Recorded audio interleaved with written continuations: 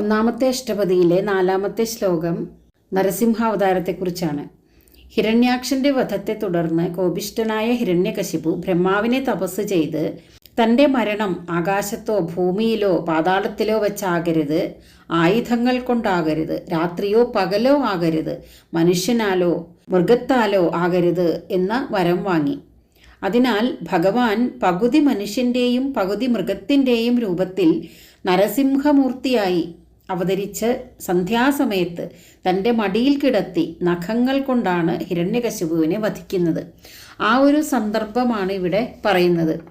തവ കര കമലവരെ നഖം അത്ഭുത ശൃംഗം ദളിത ഹിരണ്യകശിപു തനുഭൃംഗം കേശവ ധൃത നരഹരി രൂപ ജയ ജഗദീശാ ഹരേ. കൃഷ്ണ ജയ ജഗദീശാ ഹരേ. തവ കര കമലവരെ, ഭഗവാൻ തൻ്റെ ശ്രേഷ്ഠമായ താമരപ്പൂ പോലുള്ള കൈകളിലെ നഖം, അതാണ് നഖം അത്ഭുത ശൃംഗം. ആ നഖം, ആ കൂർത്ത നഖങ്ങൾ വലിയൊരു മലയുടെ അഗ്രഭാഗം പോലെ വിളങ്ങുന്നു. അതാണ് അത്ഭുത ശൃംഗം. അതുപോലെ തന്നെ ദളിത ഹിരണ്യകശിപു തനുഭൃംഗം, ആ കൂർത്ത നഖങ്ങൾ ഉപയോഗിച്ചിട്ടാണ് ഹിരണ്യകശിപുവിൻ്റെ ശരീരത്തെ പിളർന്നത്. അപ്പോൾ അതിൽ ആ വെളുത്ത നഖങ്ങളിൽ രക്തക്കറ പുരണ്ടു. അപ്പോൾ അത് കറുത്തതുപോലെയായി.